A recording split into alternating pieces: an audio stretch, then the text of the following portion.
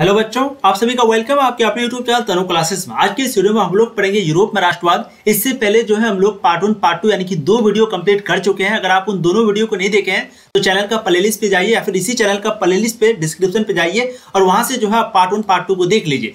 Part 1 में हम लोगों ने देखा था 1830 की क्रांति, जैसे कि यूरोप में राष्ट्रवाद का मतलब क्या होता है। फिर हम लोगों ने नेपोलियन की भूमिका देखा था कि कैसे कैसे जो है वो शासन करता है। फिर हम लोगों ने मेटरनिक युग के बारे में पढ़ा।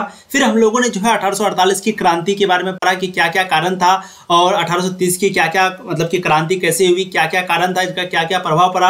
वैसे ही हम लोगों ने 1848 की क्रांति को देखा। फिर जो पार्ट 2 था उसमें हम लोगों ने जो है इटली का एकीकरण को देखा कि इटली का एकीकरण में किसका क्या क्या भूमिका रहा और इटली का एकीकरण कैसे हुआ। ठीक है, और आज जो है ये पार्ट 3 है जिसमें हम लोग देखेंगे जर्मनी का एकीकरण के बारे में, यानी कि जर्मनी का एकीकरण कैसे हुआ शुरू से लेकर के आखिरी तक सारी चीजों को हम लोग एक एक पॉइंट करके पढ़ेंगे। तो अगर आप पार्ट 1 पार्ट 2 को नहीं देखें तो उनको भी देख लीजिएगा और प्लीज ये चीज ध्यान रखिएगा, जो भी पॉइंट हम आपको बोलेंगे नोट करने के लिए प्लीज आप उसको नोट कीजिएगा, तभी जो है आपको मजा आएगा। जैसे आप फिजिक्स केमिस्ट्री बायोलॉजी पढ़ते हैं एकदम नोट्स के साथ, वैसे ही जो है अब आपको हिस्ट्री भी पढ़ाया जा रहा है बहुत ही मजे के साथ, बहुत ही धुन के साथ, है ना। हम लोगों ने देखा था कि भाई काउंट काउर का क्या क्या भूमिका रहा इटली के एकीकरण में। फिर हम लोगों ने देखा कि क्या क्या गैरीबाल्डी का भूमिका रहा। गैरीबाल्डी क्या था, एक महान क्रांतिकारी था, पेशे से नाविक था। तो ये सारी चीजों को जो है हम लोगों ने अच्छे से आपको पढ़ा रखा है। अब जो पार्ट 3 है इसमें हम लोग पढ़ेंगे जर्मनी का एकीकरण। तो आज का जो टॉपिक है जर्मनी का एकीकरण, अगर कोई नोट करते हैं तो प्लीज आप अपना कॉपी में लिखेंगे जर्मनी का एकीकरण। देखिए, सबसे पहले हम लोग देखते हैं कि जर्मनी का एकीकरण में क्या क्या बाधाएं थी। सबसे पहला बाधा था कि जर्मनी का जो विखंडन है वो राज्य के रूप में हो गया था, जिसमें 300 छोटे बड़े राज्य थे। कहने का मतलब है कि जैसे अभी भारत में हम लोग अगर अमेरिका का बात करें तो अमेरिका में जो है अभी टोटल 50 राज्य है। ठीक है, अगर भारत की बात करें यानी कि इंडिया की बात करें तो इंडिया में जो है अभी टोटल 28 राज्य है। तो भारत में अभी 28 राज्य है, यानी कि ये भारत जो है वो 28 राज्य में बटा हुआ है। वैसे अमेरिका में भी 50 राज्य में बटा हुआ है। ठीक है, अब यहाँ पर क्या है कि जर्मनी का जो विखंडन है वो राज्य के रूप में हो गया था, जिसमें 300, कहने का मतलब क्या हो गया कि मान लेते हैं अगर ये 300 मिलकर के एक रहता तो यहाँ पर सबको मिलजुल के रहता, लेकिन ये 300 अलग अलग रहेगा तो अलग अलग कहेगा। वो कहेगा नहीं मेरा शहर को विकास करो, वो कहेगा मेरा शहर को विकास करो। तो ये जो है जर्मनी का जो मतलब कि एक प्रकार का विखंडन है वो राज्य के रूप में हो गया था, जिसमें से 300 मतलब कि 300 राज्य हो गया था लगभग, है ना। 300 आप समझ सकते हैं आप कि उसको कंट्रोल करने में कितना दिक्कत होता होगा। अब अगर बात करें अमेरिका के राज्य के बारे में तो अमेरिका में जो 50 राज्य है वहां पर सभी राज्य का अपना अपना अलग अलग सरकार है। इंडिया में थोड़ा सा जैसे हम लोग क्या है कि प्रधानमंत्री के अंदर में थोड़ा सा आते हैं ना, प्रधानमंत्री कोई भी कानून लागू करे तो हम लोग पर लागू होता है। लेकिन अमेरिका में वैसा नहीं है। अमेरिका में अगर वो मतलब कि एक्सेप्ट करेगा प्रधानमंत्री जो होता है, फिर जो मुख्यमंत्री होता है उसी को किया जाएगा। आपको ज्यादा डिटेल में यहाँ पर नहीं बताएंगे, बस आप ये समझिए कि जर्मनी के एकीकरण में जो सबसे पहली बाधा थी वो ये थी कि इसका जो विखंडन है, जो बंटवारा है, वो 300 छोटे बड़े राज्य में हो गया था। दूसरा, जर्मनी में धार्मिक, राजनीतिक और सामाजिक विषमताएं मौजूद थी, यानी कि वहाँ पे धर्म भी बहुत ज्यादा था, राजनीतिक तो था ही विषमता, एक सामाजिक विषमता भी था। तीसरा, जर्मनी में राष्ट्रवाद की भावना का जो है बहुत ही ज्यादा कमी था, बहुत ही ज्यादा अभाव था। यानी कि जर्मनी में जो है जर्मनी के लोगों में, जर्मनी के वासियों में राष्ट्रवाद की जो भावना है, यानी कि राष्ट्रवाद जो है किसी को पता भी नहीं था, बहुत कम लोगों को पता था। तो ये सबसे बड़ी बाधाएं थी जर्मनी के एकीकरण में, क्योंकि ये तीनों चीज जिनके पास नहीं होगा तो जर्मनी का एकीकरण कैसे होगा, वो लोग मानेगा ही नहीं, है ना। अब आगे देखते हैं कि जर्मनी का एकीकरण कैसे कैसे हुआ। एक एक करके पॉइंट हम आपको समझाते हैं, बताते हैं, फिर आपको जो है मजा भी आएगा। ठीक है, बस मेरी बातों को ध्यान से सुनिए। चलिए, पहला पॉइंट देखिए। इटली के एकीकरण जैसे जैसे हो रहा था वैसे ही जर्मनी का भी एकीकरण हो रहा था, है ना। जैसे हम लोगों ने इटली का पढ़ा तो वैसे ही जो है जर्मनी का भी एकीकरण हो रहा था। दोनों का एकीकरण लगभग साथ साथ हुआ। जर्मनी एकीकरण की पृष्ठभूमि निर्माण का जो श्रेय है वो नेपोलियन बोनापार्ट को दिया जाता है। यानी कि जो जर्मनी जो एकीकरण हुआ तो इस पृष्ठभूमि यानी कि जर्मनी का कौन सा बॉर्डर रहेगा, कहाँ कहाँ तक फैला हुआ रहेगा, तो इसका जो निर्माण का जो श्रेय है वो किसको दिया जाता है, नेपोलियन को दिया जाता है। क्योंकि उसने 1806 ईस्वी में जर्मन प्रदेशों को जीतकर राइन राज्य संघ का निर्माण किया और यहीं से राष्ट्रवाद की भावना जो है धीरे धीरे बढ़ने लगी। और हम लोग पहले पार्ट में पढ़ चुके हैं कि जो राष्ट्रवाद की जो भावना है वो 2 जगह से पनपी थी। एक तो 1789 की जो फ्रांसीसी क्रांति हुआ था वहां से, और एक था आपका नेपोलियन बोनापार्ट जब शासक बना था तो उन्हीं की वजह से, क्योंकि वो बहुत अच्छे शासक थे, तो उन्हीं की वजह से जो है लोगों को लगा कि नहीं राष्ट्रवाद जो है वो हर जगह फैलना चाहिए, है ना। तो ये 2 सबसे बड़ा कारण है। तो इसलिए उन्हीं को जो है इसका क्रेडिट दिया जाता है, श्रेय दिया जाता है कि भाई नेपोलियन बोनापार्ट जो है कहीं ना कहीं जर्मनी का एकीकरण के लिए पृष्ठभूमि को तैयार किया। और उन्होंने जब जर्मन के प्रदेशों को जीता था तो वहां पर उन्होंने जो है राइन राज्य संघ का निर्माण किया था। यहीं से जो है यानी कि यही राइन राज्य संघ से ही जो है राष्ट्रवाद की भावना धीरे धीरे बढ़ने लगी। ठीक है, आगे देखिए। जर्मनी में बुद्धिजीवियों, किसानों तथा कलाकारों जैसे कि हीगेल हो गया, हंगबोल्ट हो गया, ये सभी राष्ट्रवाद को बढ़ा दिया। कहने का मतलब है कि जो बुद्धिजीवी थे, जो किसान थे, जो कलाकार थे, जैसे कि हीगेल एग्जाम्पल भी लिया गया है, उदाहरण भी है, तो इन लोगों ने जो है जर्मन में राष्ट्रवाद को बहुत ज़्यादा बढ़ा दिया। पर्सा का चांसलर जिसका नाम था बिस्मार्क हीगेल, इनके विचारों से काफ़ी प्रभावित था। इनके विचारों से यानी कि पर्सा का जो चांसलर था वो बिस्मार्क हीगेल के विचारों से जो है काफ़ी प्रभावित था, बहुत ही ज़्यादा उनको मानता था। चित्रकारों ने जर्मन संस्कृति को उजागर किया। ठीक है, तो जो उस समय चांसलर बना था जर्मनी का पर्सा का, ठीक है, तो उनका भी विचार जो है बहुत ज़्यादा था, एक प्रकार का बोल सकते हैं कि वो बहुत ज़्यादा हमसे प्रभावित था, किससे, हीगेल के विचारों से।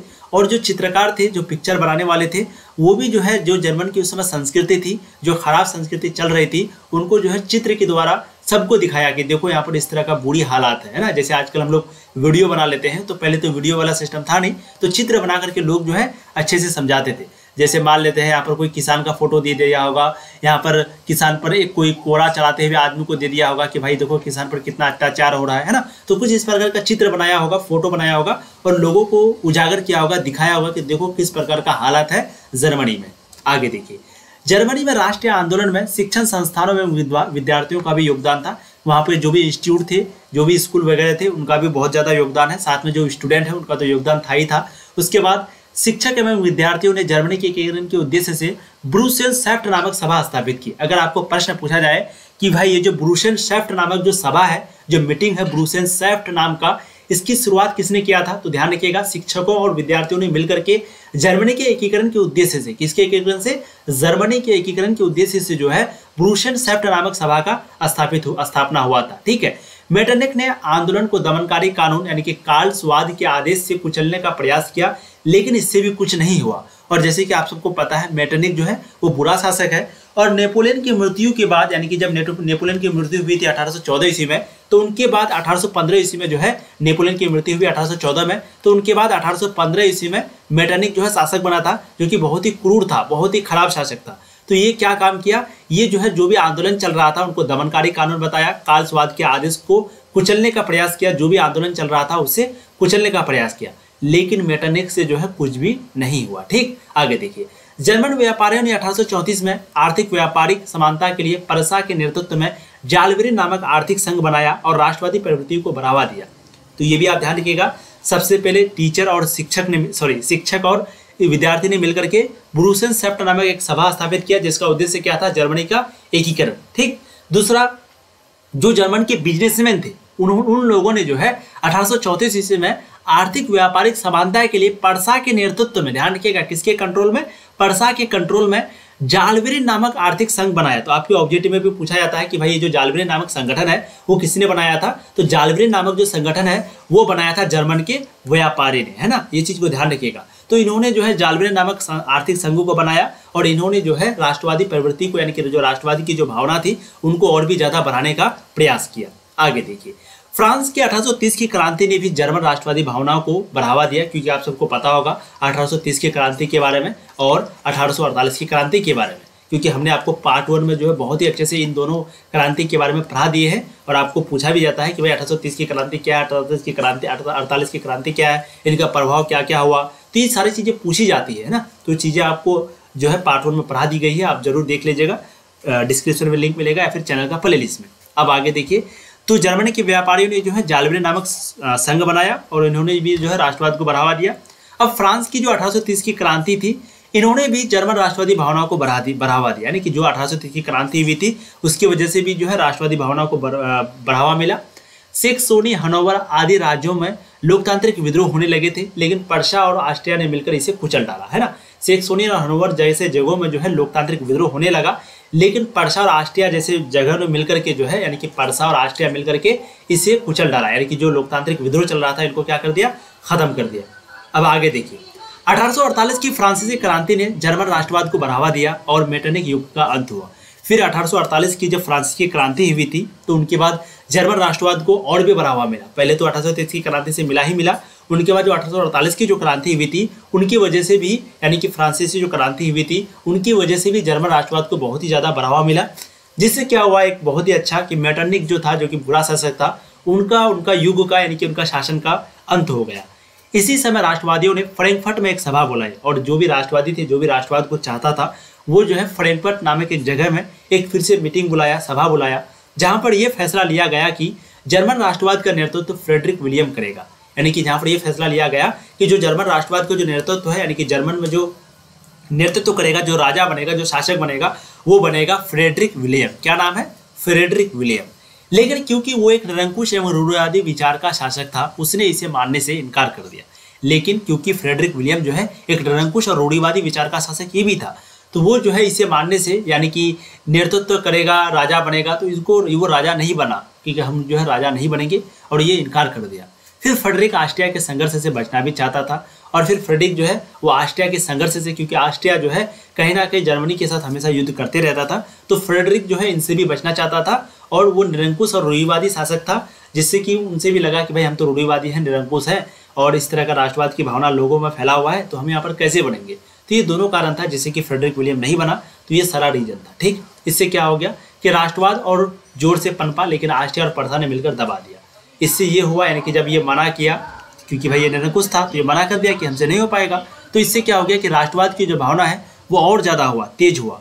लेकिन जो ऑस्ट्रिया और पर्सा है, जो कि बहुत बड़ा दुश्मन है, जर्मनी के एकीकरण की बाधा है, तो उन लोगों ने जो है फिर से इस जो भावना पनपी थी उसको क्या कर दिया, दबा दिया। ठीक, अब आगे देखिए, पर्सा कहीं ना कहीं ये समझ गया था, यानी कि जो पर्सा था, एक ऑस्ट्रिया एक पर्सा था, तो ये दोनों मिलकर के जो भी आंदोलन चल रहा था, जो भी कुछ हो रहा था, उनको दबाने का काम कर रहा था। लेकिन इसी बीच जो पर्सा था आपका, वो कहीं ना कहीं ये समझ गया था कि भाई जर्मनी का जो एकीकरण है वो इसी के नेतृत्व में होगा, इसी के मतलब पर्सा के नेतृत्व में ही होगा, ये पर्सा को ऐसा लग रहा था। इसलिए उसने क्या किया, सैन्य शक्ति को बढ़ाना शुरू कर दिया, है ना, यानी कि जो सैनिक ताकत है उनको बढ़ाना शुरू कर दिया। और इसी बीच फ्रेडरिक की मृत्यु हो गई, और जो फ्रेडरिक था जिनको बनाना चाहता था शासक, उनकी जो है मृत्यु हो गई। ठीक, फिर उनके बाद जो उनका भाई था जिसका नाम था विलियम, ठीक है, उसका नाम था फ्रेडरिक विलियम, लेकिन उसका भाई विलियम पर्सा जो है वो, यानी कि जो विलियम है वो क्या बना, पर्सा का शासक बना। चीज़ें आपको समझ में आ रही है, यानी कि पर्सा पहले तो ये समझ गया कि भाई इसका, यानी कि जर्मनी का जो एकीकरण है वो हम लोगों के कंट्रोल में ही होगा। किसके कंट्रोल में, किसके नेतृत्व में, पर्सा के नेतृत्व में। लेकिन उनकी मृत्यु हो गई। अब जब उनकी मृत्यु हो गई, वो तो सैनिक वगैरह बढ़ाने लगा, लेकिन जब उनकी मृत्यु हो गई तो फिर इनके बाद जो शासक बना वो उसी का भाई बना, फ्रेडरिक विलियम का, जिसका नाम था विलियम। तो उसका पर्सा का वो फिर से शासक बना। इसके बाद औद्योगिक क्रांति की हवा और तेज हो गई। इसके साथ ही आधारभूत संरचनाओं में काफी सुधार हुआ। इसलिए एकीकरण उद्देश्यों को ध्यान में रखकर महान कूटनीतिज्ञ के बिस्मार्क को अपना चांसलर नियुक्त किया। ठीक, यानी कि जब ये सारी चीजें हो रही थी, विलियम पर्सा का शासक बना, तो औद्योगिक क्रांति जो है और तेजी से बन गई। भाई औद्योगिक क्रांति होना चाहिए, इसकी हवा जो है और तेज हो गई, और जो भी आधारभूत संरचना था उनमें भी काफी सुधार हुआ।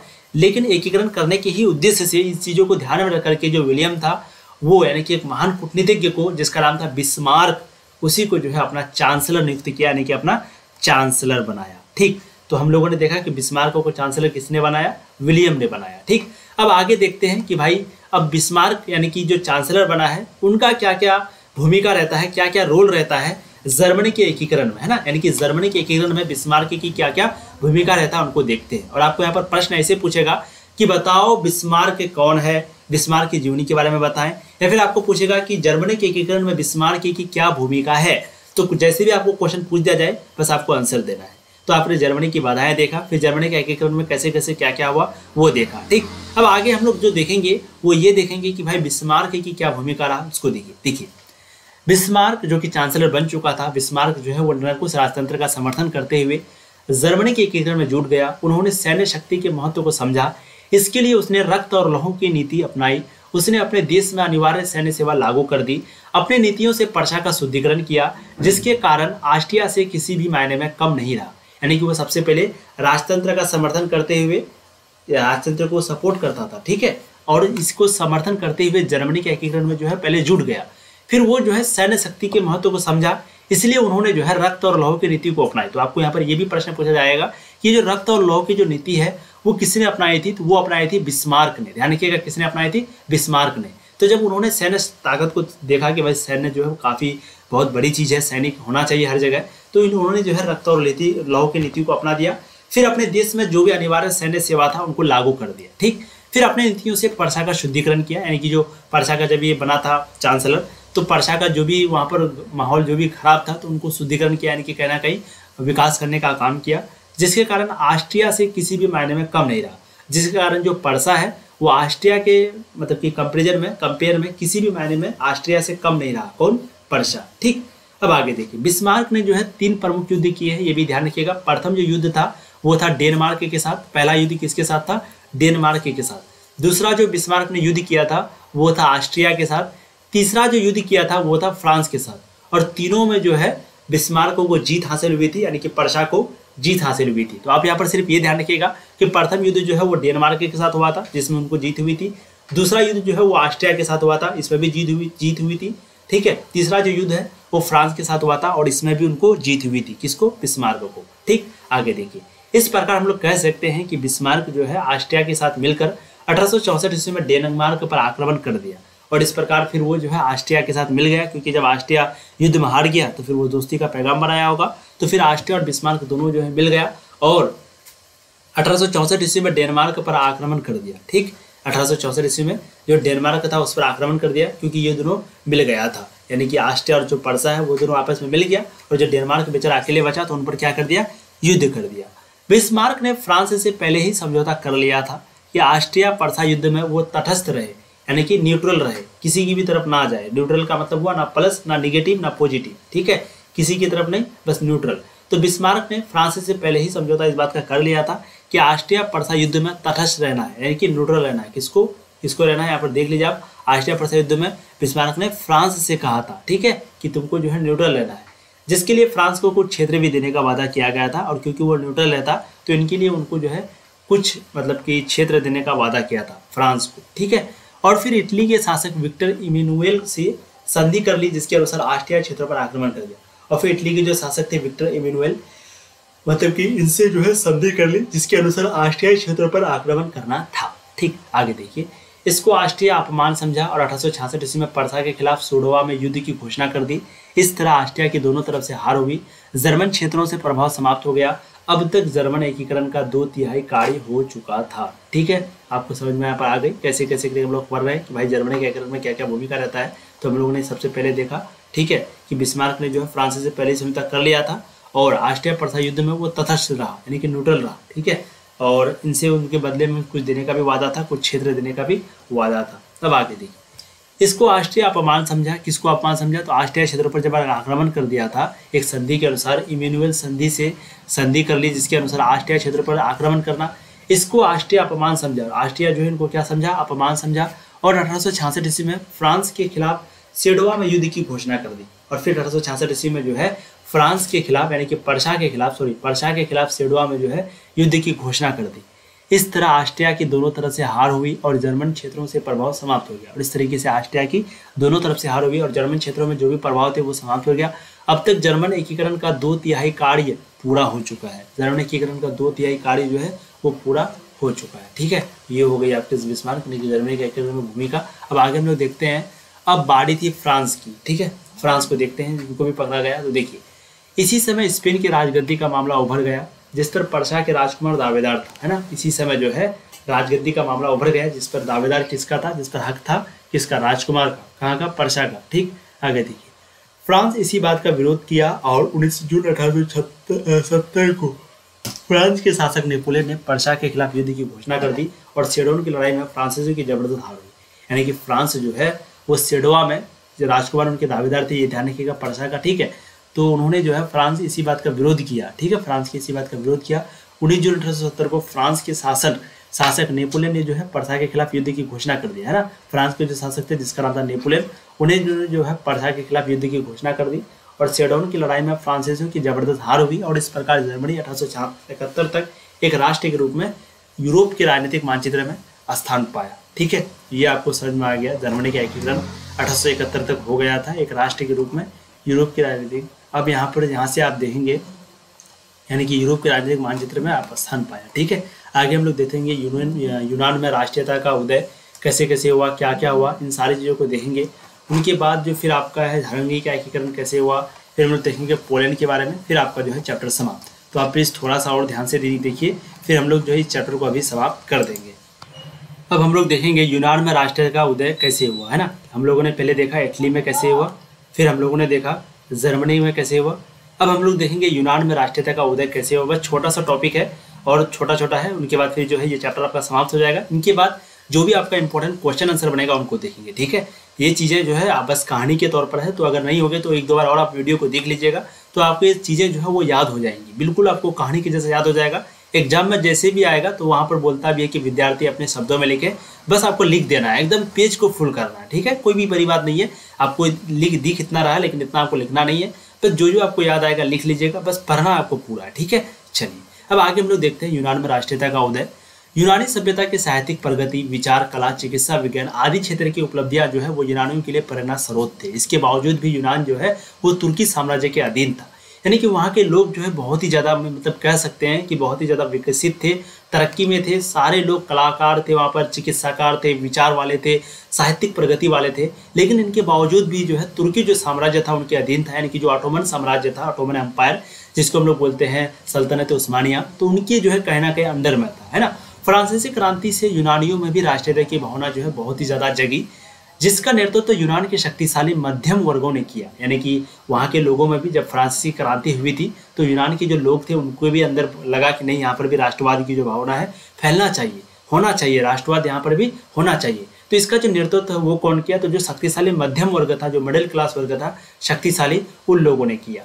इंग्लैंड का महान कवि लॉर्ड बायरन इस क्रांति में शहीद हो गए, और इसी क्रांति में जो इंग्लैंड का महान कवि था जिसका नाम था लॉर्ड बायरन, इस क्रांति में वो शहीद हो गए। इससे क्या हुआ कि संपूर्ण यूरोप में सहानुभूति की लहर दौड़ गई, है ना। जब कोई आदमी मरता है, इंतकाल करता है, यानी कि जब उनकी मृत्यु होती है, निधन होती है, तो लोग जो है सहानुभूति देने लगते हैं ना, रेस्ट इन पीस, ठीक है। तो यूरोप में सहानुभूति की जो है, यानी कि पूरे यूरोप में सहानुभूति की लहर दौड़ने लगी। इधर रूस भी यूनान की स्वतंत्रता का पक्षधर था, और इधर उधर तो पहले सहानुभूति की लहर दौड़ा। तो इससे क्या हो गया कि लोगों को लगा कि भाई यूनान में क्रांति करते करते लोग शहीद हो गए, इसका मतलब है कि वहाँ पर भी राष्ट्रवाद की भावना होनी चाहिए। पूरे यूरोप में लगभग ये बात फैल गया। और इधर जो रूस था वो भी चाहता था कि भाई यूनान जो है उसको स्वतंत्रता दिया जाए, वहाँ पर भी राष्ट्रवाद हो। ये रूस भी जो है इसका समर्थन में था, ठीक। फिर देखिए फ्रांस का जो राजा था जिसका नाम था चार्ल्स 10, ये भी यूनानी स्वतंत्रता में दिलचस्पी लेने लगा, और ये भी जो है यूनानी स्वतंत्रता में दिलचस्पी लेने लगा। 1827 ईस्वी में लंदन में एक सम्मेलन हुआ जिसमें इंग्लैंड, फ्रांस, रूस ने मिलकर के तुर्की के खिलाफ और ईरान के समर्थन में संयुक्त कार्रवाई करने का निर्णय लिया। कहने का मतलब है कि जब 1827 में, क्योंकि जब लोगों को अंदर लगा कि भाई यूनान को भी जो है राष्ट्रीयता होनी चाहिए, राष्ट्रवाद होनी चाहिए वहाँ भी, तो लोगों को लगा कि वहाँ पे आज़ादी मिलना चाहिए। तो जब ये 2-3 देश मिलकर के, एक इंग्लैंड हो गया, फ्रांस हो गया, रूस हो गया, ये लोग मिलकर के जो है तुर्की के खिलाफ और ईरान के समर्थन में जो है संयुक्त कार्रवाई करने का निर्णय लिया। जिसके उपरांत क्या हुआ, युद्ध में मिस्र और तुर्की की सेना बुरी तरह पराजित हुई, और उस समय जो है तुर्की और मिस्र एक साथ था। तो उन लोगों की जो सेना है वो बहुत बुरी तरीके से हारी, क्योंकि इंग्लैंड, फ्रांस और रूस तीनों शक्तिशाली उस समय के थे, है ना, और ये तीनों मिलकर के उनके साथ युद्ध किया। और अंततः 1829 ईस्वी में एड्रियानोपोल की संधि हुई। 1827 में एक सम्मेलन हुआ, युद्ध हुआ। युद्ध करने के बाद इसकी, यानी कि तुर्की और मिस्र की सेना की हार हुई। फिर एक हार होने के बाद, जैसे कि पाकिस्तान 1971 में हारा, तो 72 में जो है क्या नाम है, मतलब कि एक समझौता हो गया। जैसे कि आप लोग को पता ही होगा ना, एक ताशकंद समझौता है, आप लोगों ने देखा होगा, एक शिमला समझौता है। आप लोग जब 12th क्लास में जाएंगे तो वहाँ पर पढ़ेंगे कि शिमला समझौता जो है किसके साथ हुआ, तो 1972 में पाकिस्तान के साथ हुआ। तो ये कब हुआ था, तो जब 1971 में पाकिस्तान भारत से हार गया, तो उनके बाद फिर 1972 में संधि किया। तो वैसे ही जब इनकी हार हुई, यानी कि तुर्की की और मिस्र की, तो फिर इन लोगों ने भी जो है एक संधि किया 1829 में, जिसका नाम रखा गया एड्रियानोपोल की संधि। इसमें क्या हो गया, इसके तहत यूनान को स्वतंत्र करने की बात तय की गई, यानी कि यूनान को स्वतंत्र हो, यूनान को आज़ादी दो, ये बात वहाँ पर लिखी गई। इस प्रकार तुर्की का जो प्रभाव है वो हट गया, और 1832 ईस्वी में यूनान को एक स्वतंत्र राज्य घोषित कर दिया गया। और 1832 में, यानी कि लगभग 3 साल के बाद, यूनान को जो है स्वतंत्र राज्य घोषित कर दिया गया। और इसका राजा किसको बनाया गया, तो बवेरिया के शासक ओटो को बनाया गया, ठीक है। तो अगर आपको पूछ दिया जाए यूनानी में राष्ट्रीयता का उदय, या फिर यूनान में कुछ भी पूछ दिया जाए, तो आपको इसी पैराग्राफ को पूरा लिख देना है। हो सके तो आप लोग यहाँ पर स्क्रीनशॉट जरूर ले लीजिए, ठीक है। चलिए अब आगे हम लोग बात करते हैं हंगरी का एकीकरण, फिर जो है आपका ये चैप्टर समाप्त हो जाएगा, ठीक है। देखिए हंगरी का एकीकरण, ये भी 5 नंबर में कभी कभी पूछ दिया जाता है, शॉर्ट में भी पूछ दिया जाता है, तो आपको लिख देना है, आपका सिलेबस में दिया हुआ है, ठीक है। 1848 की क्रांति का प्रभाव हंगरी में भी देखने को मिला, यानी कि 1848 की जो क्रांति का प्रभाव है वो हंगरी में भी देखने को मिला। वहाँ पर भी ऑस्ट्रिया का जो प्रभुत्व है वो था। यहाँ भी राष्ट्रीय आंदोलन की शुरुआत हुई, जिसका नेतृत्व जो है कोसुत तथा फ्रांसिस डिक नामक क्रांतिकारी के द्वारा किया जा रहा था। कोसुत जो है वो लोकतांत्रिक विचारों का समर्थक था। इसने ऑस्ट्रियाई आधिपत्य का विरोध करना शुरू किया और व्यवस्था में बदलाव की मांग की।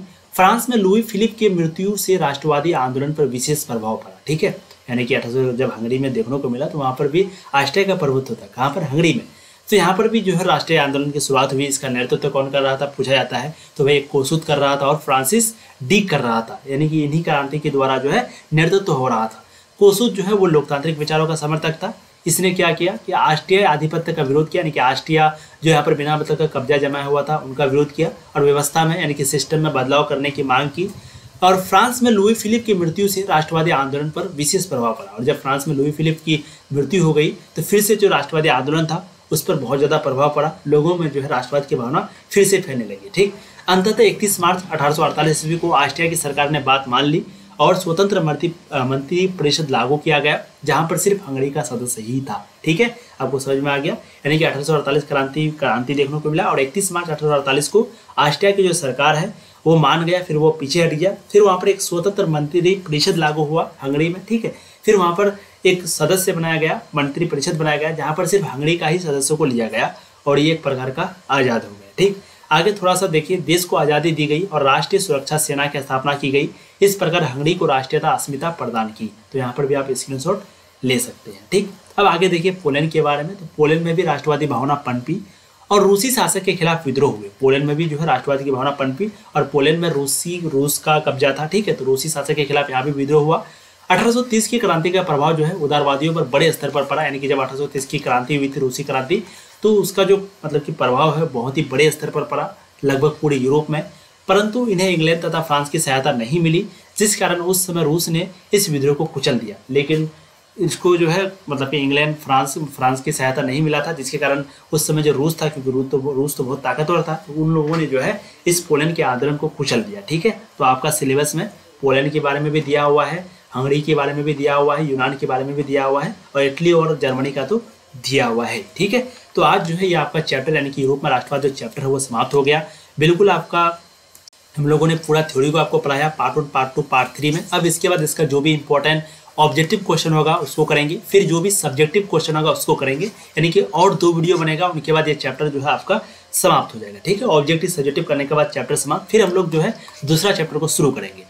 अभी तक जो भी वीडियो को लाइक नहीं किए प्लीज़ वीडियो को लाइक कर दीजिएगा। चैनल को अगर सब्सक्राइब नहीं किए तो चैनल को सब्सक्राइब कर लीजिए, क्योंकि बिल्कुल नया चैनल है और आप लोग को एकदम शुरू से बहुत ही मजे के साथ पढ़ाते हैं। और प्लीज़ एक बार जम करके जो है अपने सारे दोस्तों को शेयर कर दीजिए, ताकि वो भी जो है इस क्लास से जुड़े, इस चैनल से जुड़े और इसी तरीके से आप पढ़ाई करते रहे। ठीक है, थैंक यू सो मच। ऐसे ही पढ़ाई करते रहिए। All the very best. Thank you.